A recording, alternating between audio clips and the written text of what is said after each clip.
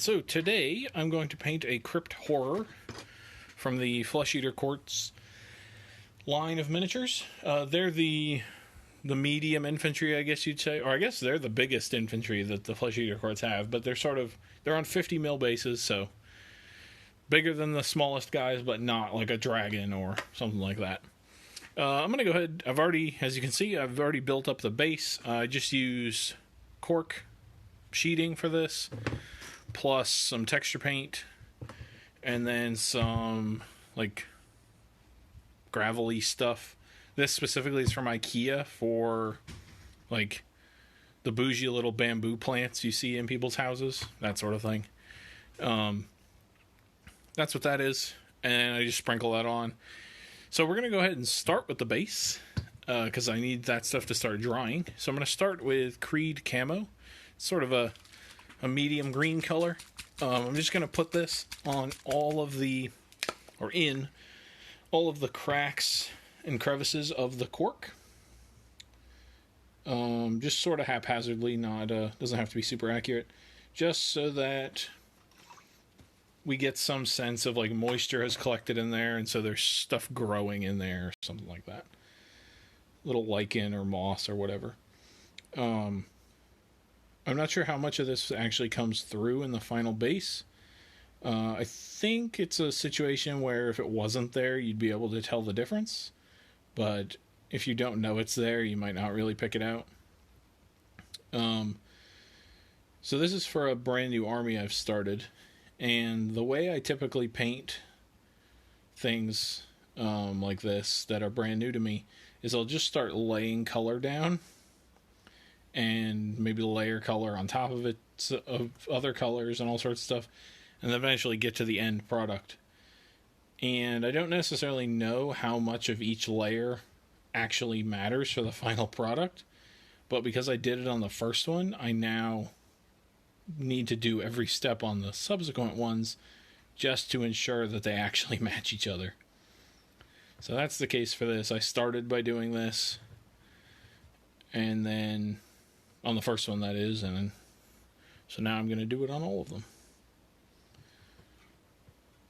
So like I said, just sort of in the natural, this cork sheeting is only 1/8 of an inch thick or 1/4 of an inch thick, so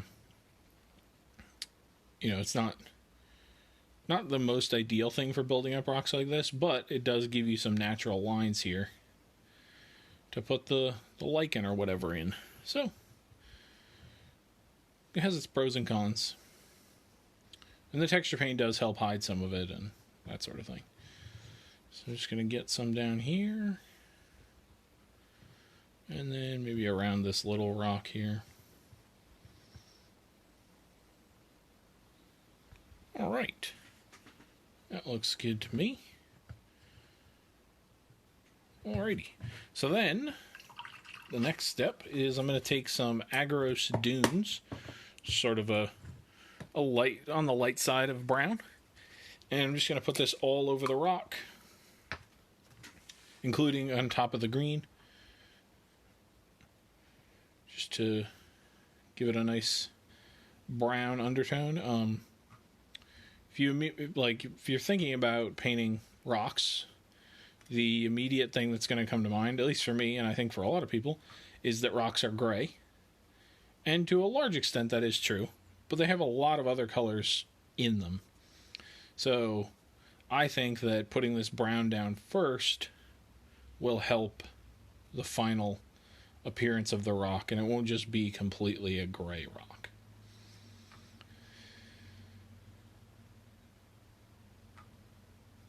That being said, on a miniature, you can pretty much get away with painting a brown or a gray rock, depending on the scale, I guess. But if you have the time and want to take it a little bit further, adding a little bit of brown and green into your rock colors can go a long way. I should have prepared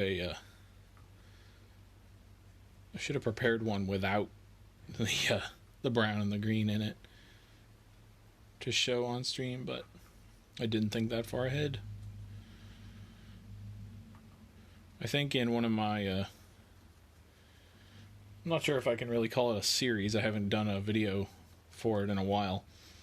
But on the YouTube channel, I've done a couple basing videos.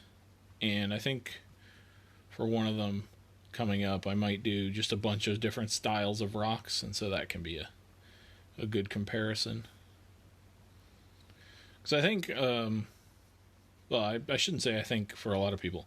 For me personally, and I assume that a lot of people are the same way, when you come to paint a rock, you might want to paint it differently, but you don't really know how to make it look good in another way besides just painting it gray. And so you just fall back and paint it gray. That's definitely what I do. So I think a video on a bunch of different types of rocks could be helpful. Because there are many, many, many, many, many colors of rocks out there in the world.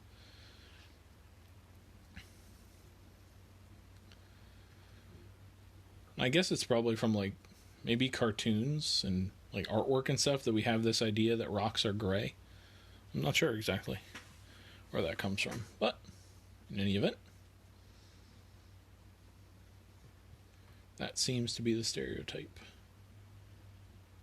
Just trying to not get this brown on the actual dude, because he's going to be yellow. And there's a little bit right there, but that's okay. It's the area that's sort of in shadow anyway. This guy's going to be yellow, so we don't want... The brown, rather, will show through the yellow. And that won't be good.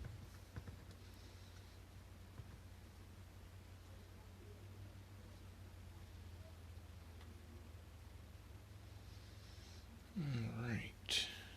Almost done here. Just got to get this little rock under here. And you don't actually have to have perfect coverage like this. And I'm sure I've missed a couple spots.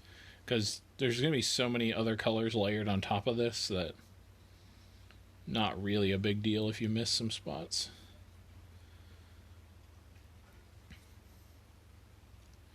Alright, so there's that.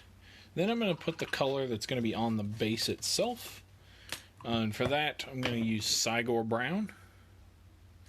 It's competing to be the darkest contrast paint. It and Wildwood are definitely the two. Cygor is a little redder. It's like a sort of a chestnut color to it. You won't be able to tell that here, though, because I've put it on these bases. I'm putting it on pretty thick because I do not want any of that primer showing through.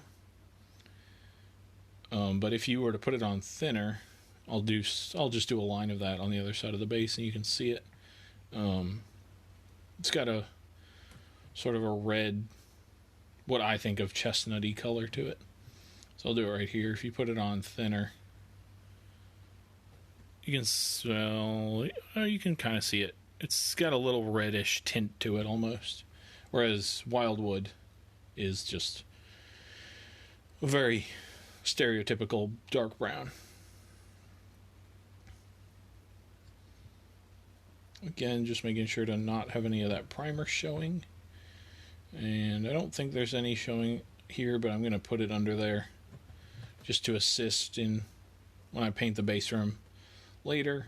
If I miss a couple spots, we'll just have dark brown there, not a white primer. Just make sure to tuck it up under the foot there. There we go. Alright. So there's that. So then, the last contrast color on the base is going to be Basilicum Gray. That's not Basilicum Gray. Well, somewhere around here. Ah, there it is. Basilicum Gray. And I'm just going to put this everywhere that we put the Agarose Dunes. It's not the most opaque contrast paint, so as you'll see, the brown will shine through a little bit, which is exactly what we want. We want to darken the whole thing down, but we still want some of the brown coming through.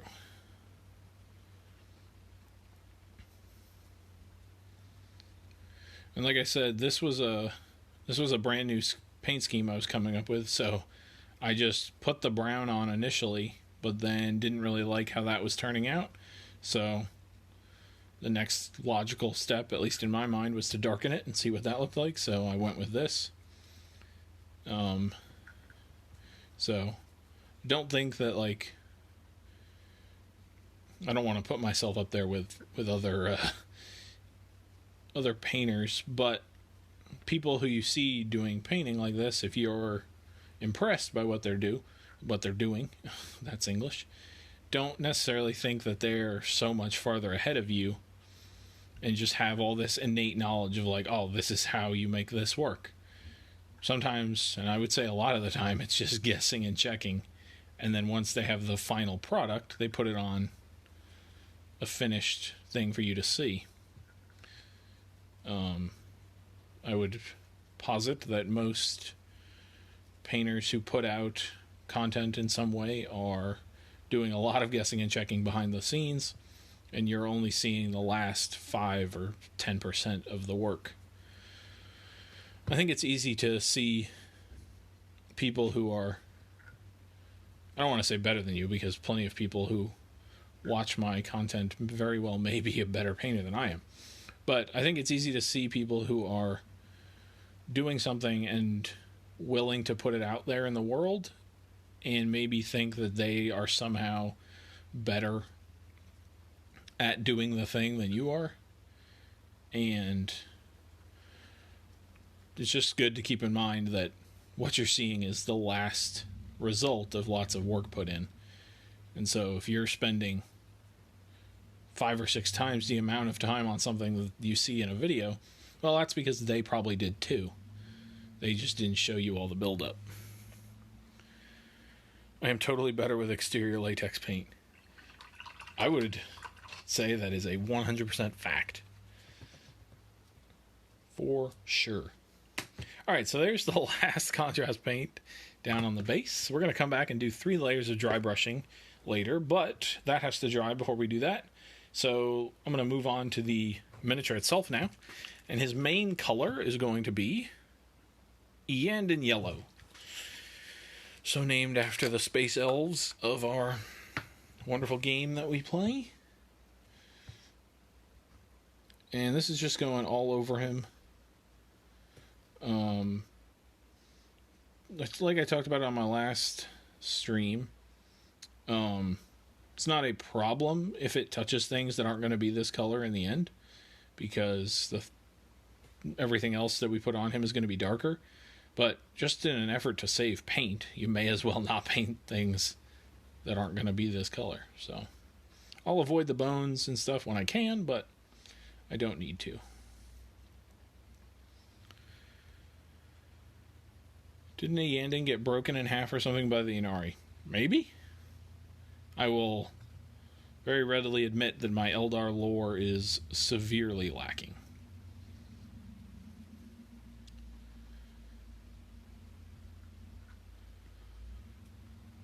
Honestly, in this day and age, I wouldn't even be surprised if the Dark Eldar lore got retconned. GW has seemed to make a couple decisions based on what they think public perception of certain things is. And I'm not saying that Iyanden has anything to do with the Dark Eldar. Just as another example, I think a lot of stuff can be and will be retconned because, a whole race based on sex slavery maybe isn't the best selling point when you're trying to market this to children. That's just me. So I wouldn't be surprised if they got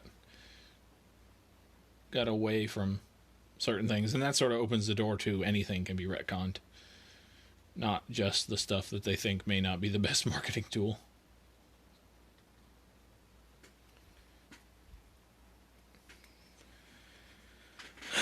There's just space elves anyway. Yeah, exactly.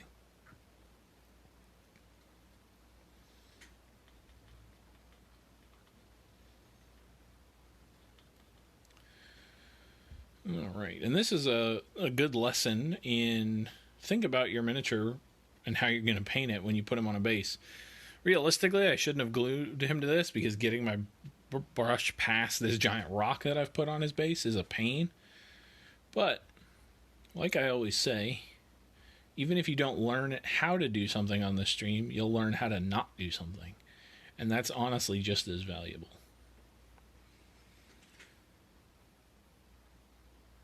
The first librarian of the Ultramarines was half Eldar. Canon. Totally retcon. Was he really? That's some heresy if I've ever heard it. Although, if the Ultramarines do it, is it really heresy? They're sort of the ones who get to make the rules, so... I mean, I know the Inquisition, blah, blah, blah, but let's be honest. If the Ultramarines say it, then it is law in a lot of situations.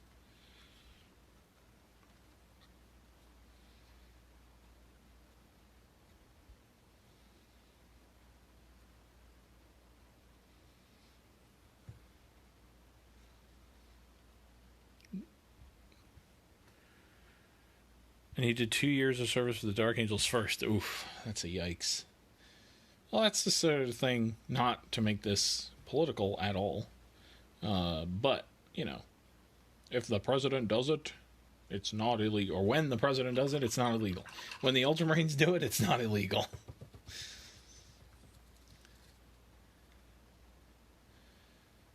I don't know if Bobby G would like to be compared to Nixon, but too bad, I've done it. I've done it now. Honestly, next to the things that Bobby G has done, Nixon probably looks like a golden child. Bobby G says it's cool and the Inquisition can take a hike. Honestly, it was that way pre-Bobby G's resurrection. Yep, that's true.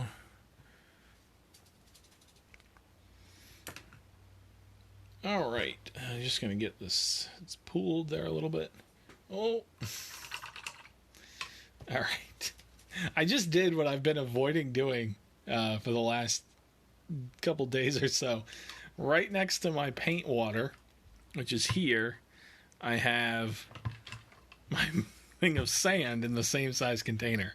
I just dipped my brush in that, so should probably move it, but I've been able to avoid it the last couple days until now.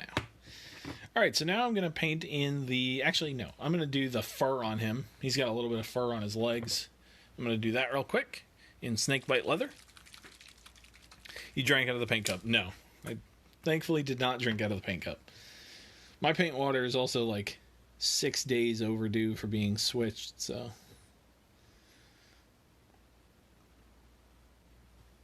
That would definitely be a bad sip.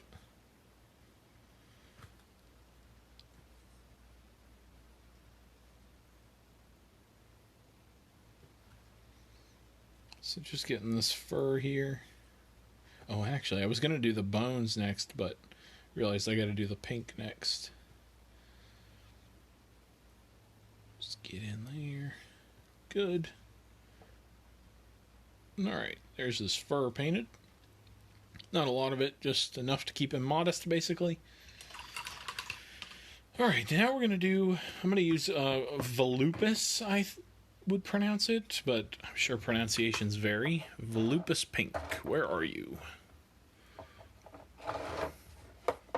Is it here? Nope, Flesh Terror Red. Aha! Volupus Pink. Volupus? I don't know. Anyway, we're going to use it. And this, I'm going to do the, like... the stretching skin back here where it looks like maybe muscle is exposed and his backbone is like popping out. That part's going to be this color. And then also anywhere that, well, no, I'll have to do that after, so yeah. So, actually, you know what? I'm changing my mind on the fly. I was going to do that. I'm going to do the bones first. So, first color. Rakarth Flesh. A voluptuous pink. Yeah, I always try to say that, and it never is that. So I'm just going to do all the nails and bones in this Rakarth Flesh color.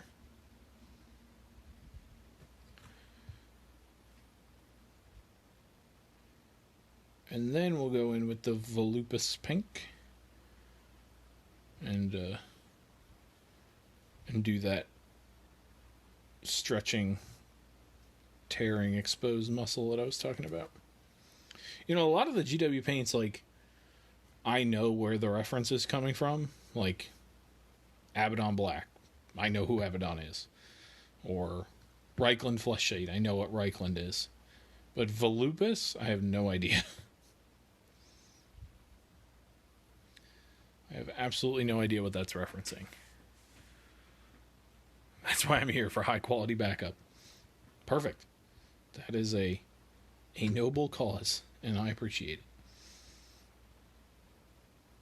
You know, I used to have a stat man who would write down all my paints for me. He just disappeared one day. He just didn't come to one of my streams, and then he has not since. I was like, okay, I guess he was done. Which, I mean, to be fair, he was doing work with zero pay and all that, so I can't blame him for stopping. But it was just funny to all of a sudden be Statmanless.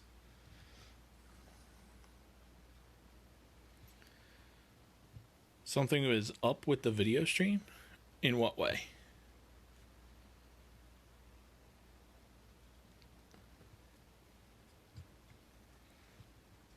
Oh, I see what you mean.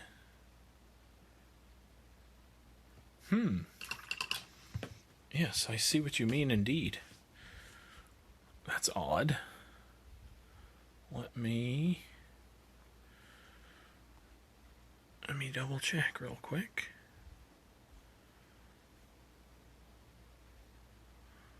Okay, yep.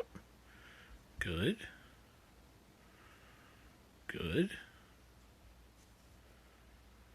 Better now than earlier. Yeah, but I still see what you mean.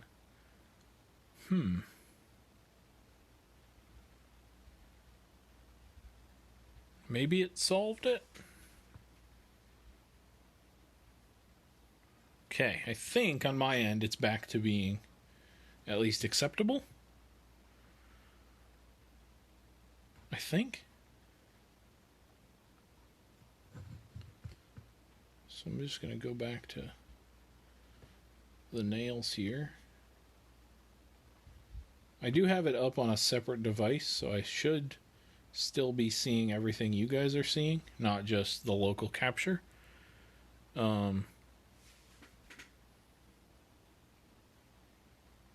Yeah, the local capture should be fine, because I assume it's like the local capture. If the local capture is pixelating, I'll say that. If it's pixelating, then I've got a much larger problem than anything I can fix on stream. Something is like melting my device's brain or something. So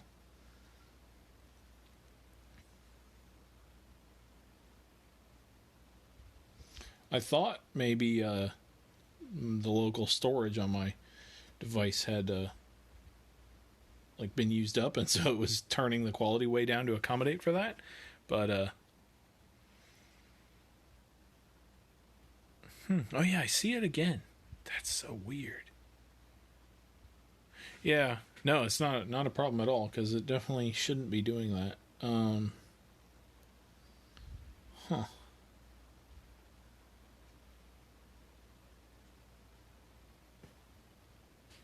Well, aside from stopping the stream and trying to go figure it out, there's not a lot I can do.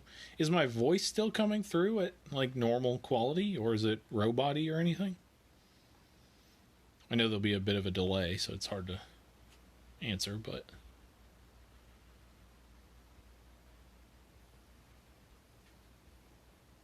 voice is good. Huh, okay. Weird. Now I see it back to normal. So yeah, I'm not sure. I'll have to investigate. It might just be that a lot of people. Janet is off today, so maybe everyone's using devices and that's slowing it down. I might need to upgrade the internet speed. Or, it could just be a local one-time outage or something. Who knows? For you, anyhow. Wow. Fair. Alright, so there's all the nails and stuff done. And I did the teeth also. So now I think the stone is about dry enough, so I will go ahead and get started on that. So I'm going to do Mechanicus Standard Gray first, I'm just going to do sort of over brushing, not quite dry brushing. Actually, not dry brushing at all. It is 100% over brushing on this. I'm just going to do it all over the rock.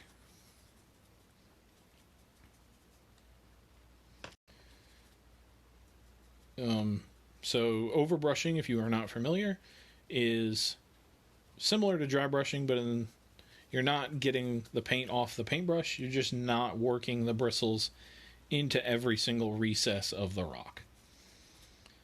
So as I'm going along, you can still see the green and the brown showing through, but a lot of the flat surface is being covered and all the raised points are being covered.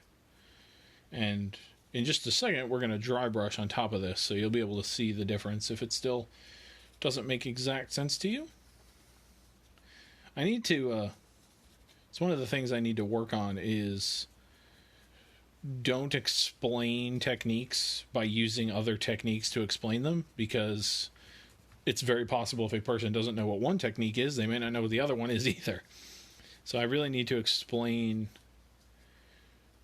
processes or techniques independently of anything else and just use common language, basically.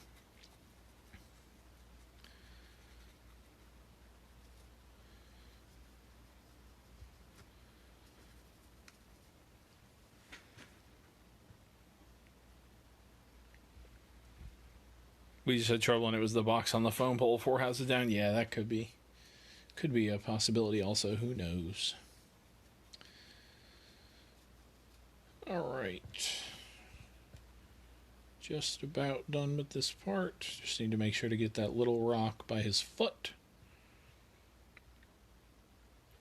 Oh, right, yes. And there's always no such thing as a mistake, only happy accidents. Bob Ross, the man himself. You know, one of my greatest fears in life is that someone somehow sees my stream or sees me painting or sees a YouTube video or whatever without any knowledge of Bob Ross and attributes some saying of him to me. It frightens me, to be honest. The thought of stealing credit from Bob Ross makes me, like, physically ill. Alright, so that's done, the overbrushing. Then going to move on to Warp Fiend Gray. This is sort of a purplish gray color. And so we're going to dry brush the stone with this. Sort of in a cheaty way to contrast with the yellow dude. Even if you don't happen to notice that there's purple on this rock, your eye will sort of put it together and it will look better, basically, because of the purple being present on the rock. So I'm just going to dry brush this sort of all over. Just basically not trying to get streaks of it on the open, exposed areas. You can do a little bit, but not a lot. And this is almost even over brushing still. It's not quite dry brushing. Dry brushing, I would be getting more paint off my brush than I am here.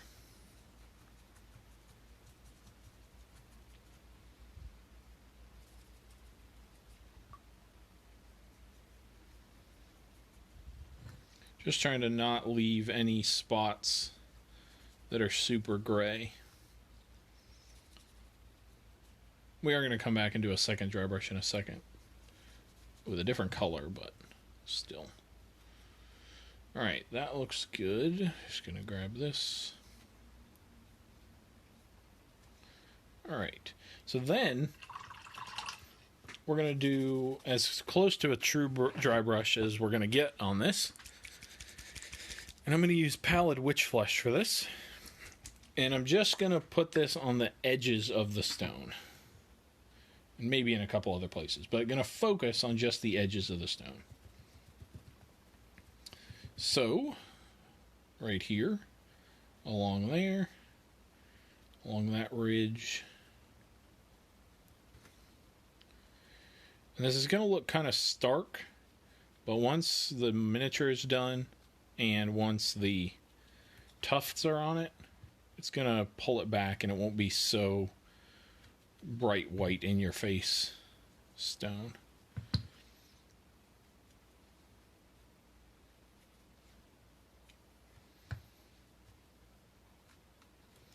All right, there's that. Just work a little more in there. All right, so there we go. So that's our stone done. We just have a couple more steps now, to be honest. I think I'll do it. You could do this in a lot of different ways. You could finish the bone all the way up to the end and then ink it, and there's different ways. So I think I'm going to dry brush the bone now with this same color, the Pallid Witch Flesh, and then I will come back with a little too much paint on the brush. And then I'll come back with the pink and do some final touches.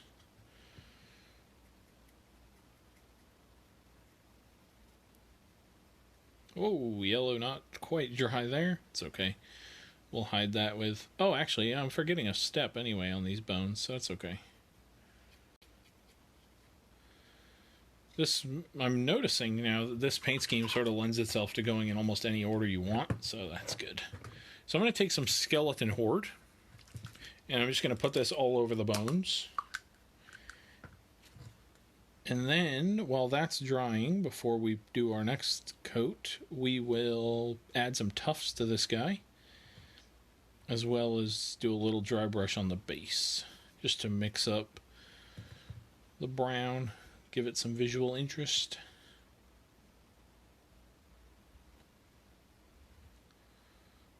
So just getting this on the bones here. If it goes on the yellow a little bit, that's not a problem, because this light brown is sort of a natural shade to this yellow.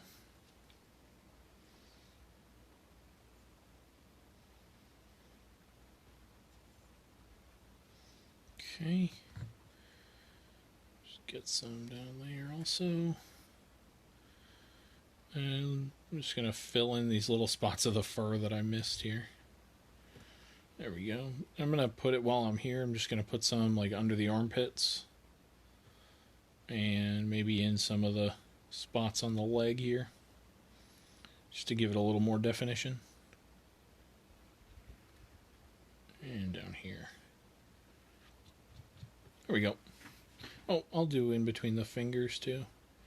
Just like I said, just to give them a little definition more than they currently have. There we go. A little more in there. There we go. Alright. So now I'm going to do the dry brush on the base. I'm just going to use simple Steel Legion drab for this.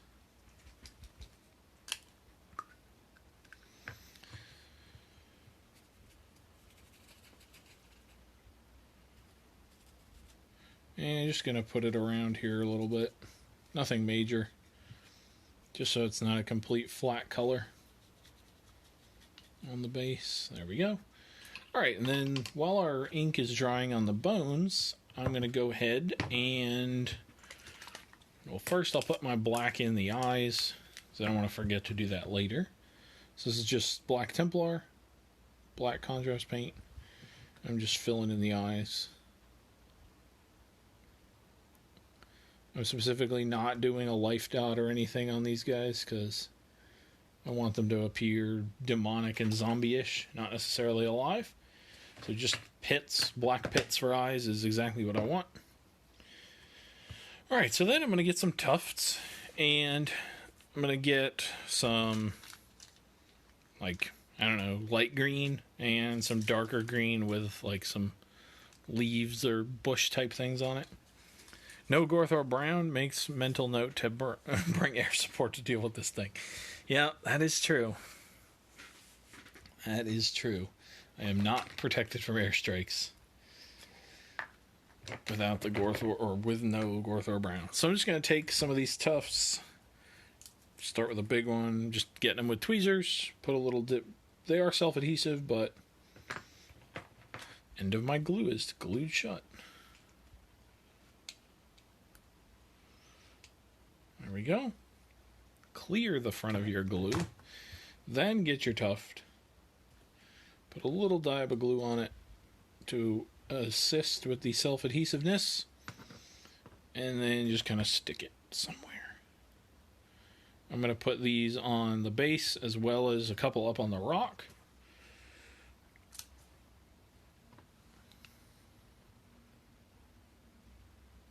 Running out of glue. I did build an entire army last night, so my glue supply is running down.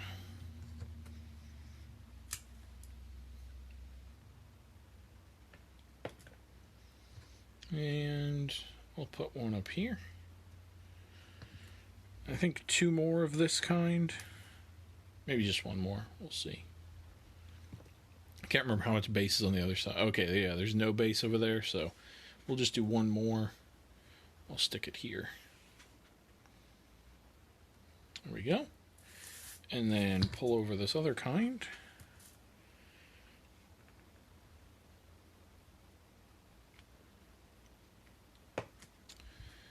And I'll stick 1 there. Good. Then I'll take some small ones. I'll put 1 up here. And another small one. This will be the last one I put. And that'll go. I don't want to obstruct his face from the front view, so I'll just put it here. That'll work. So there's the base done, other than the base rim. So now we'll just finish him up. I think I have 2 more steps. And we'll call him done. So now I'm going to go to the Volupus Pink. And I'm going to put some basically on this part of the skin here that looks like it's stretched. And I'm just sort of stippling, blending it in. Not being too precise with it. Just kind of moving the brush around. Blending it out onto the yellow. And then blend it down his back. There we go. And do the other side. Just got to make sure that there isn't any patch of super stark yellow in the middle of this purple. That will sort of kill the effect. If there is.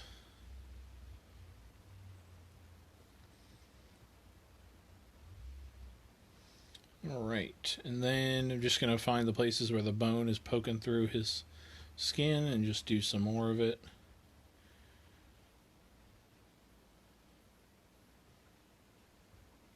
Just like that. Okay. And then some down here. And the reason I'm using this pink versus a red is because when it goes over the yellow, it sort of turns it reddish, and so if you used an actual red, the red would almost completely cover the yellow, and you wouldn't be able to see it poking through it all. This way, you sort of get some yellow tint in between the sections of pink. But then, we are going to add some actual blood. Work on wording. Not actual blood. We're going to add blood with a blood god. Just in a couple places. Just on his teeth here. Kind of stipple it around his face. And then just on the ends of his nails. Don't want it to be too thick. Just...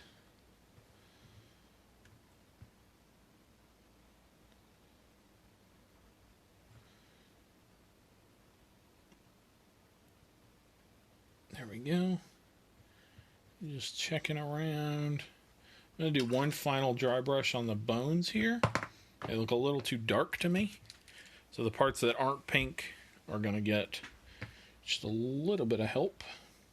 This same color as before, the Pallid Witch Flesh. Just going to...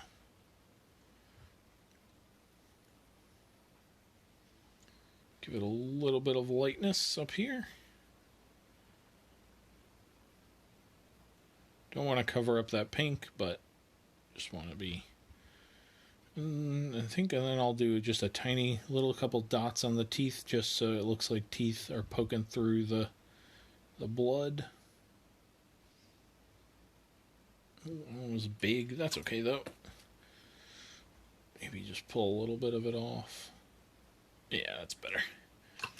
All right. So then I'm just going to paint the base rim, and he will be done. So I'm going to get my Abaddon Black, the best color for base rims. There's a YouTuber, I think it's Vince Venturella, might be someone else though, who says you can paint your base rim any color you want as long as it's black. I don't necessarily agree with that statement. I do think black is... His stance is that black is the only color. I think black is the best color for base rims. I don't necessarily think it's the only color. I think there are some situations where different colors can lend some good looks. I do think that your base rim should always be a neutral color, though. There are some people I've seen paint their base rims like a bright red or a bright blue or something, and that to me just makes them look a little board game piece-like. I'm not a big fan of that. Not saying you can't do it, because, you know, it is your army. Don't let some random person on the internet tell you what you can and can't do with your army, but just my personal preference, not a fan. Alright, and there he is done. So now we take him and compare him to his brethren over here. So there's him who we just did. There's the guy I did the other day. I think I zenithalled this guy. I didn't zenithal that guy, so he's a little duller. That's okay, though. He's supposed to be the guy in charge, so. And I could always dry brush that one, because they are slightly different yellow tints. But I think, honestly, that's okay. In an army of demon things like this, you don't necessarily want them all to be the exact same skin color. Some would be a different color. So there you go. Number 2 done. Only 7 of these guys to go. 30 little guys. And 2 more big dragons. And the army's done. So, that'll be it for this episode. I'll be back on Monday doing something not Flesh Eater Court related, but something Warhammer related. And then Wednesday, back on the main Galactic page with something D&D or board game related. And then a week from today, more Flesh Eater Courts probably. No, not more Flesh Eater Courts, because the army has to be done by Thursday. So never mind. Who knows what we'll do next Friday? Something not Flesh Eater Court related. Thank you everybody for watching, and I will see you next time.